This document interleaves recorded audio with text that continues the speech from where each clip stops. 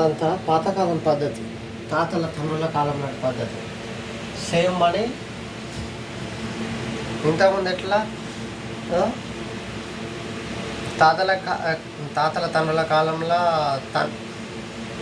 కష్టపడైనా నడిచి ఒక 2 రూపాయలు సేవ్ చేసేటోళ్ళు.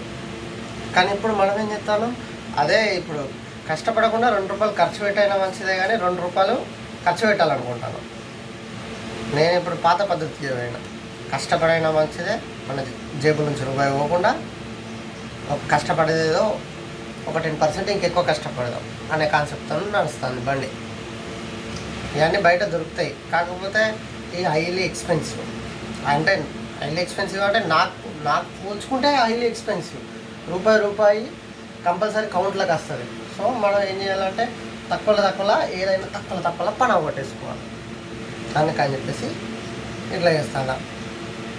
షీట్స్ ఒక్కొక్క షీట్ తీసుకొచ్చి ఒక్కొక్క షీట్ తీసుకొని ఒక షీట్ నుంచి 6 చిన్న షీట్స్గా కట్ చేపిస్తా. ఒక షీట్కి 11 రూపాయలు పడుతుంది. నేను ఆల్రెడీ ఆ స్టాంపు కొనుక్కున్నా. స్టాంపు 60 రూపాయలు, ఆ ఇంక్ ప్యాడ్కు 30 రూపాయలు, థ్రెడ్కు 10 రూపాయలు, 100 ప్లస్ ఒక షీట్ నాకు వచ్చేసి 2 రూపాయలు పడుతుంది. అది 2 దీన్ని తయారు చేయడానికి నాకు 2 రూపాయలు ఖర్చు అవుతుంది. బయట కొనుక్కుంటే మనకు 6 రూపాయలు పడుతుంది. సో 4 రూపాయలు మిగిలినట్టే కదా. అట్లా. Thank you.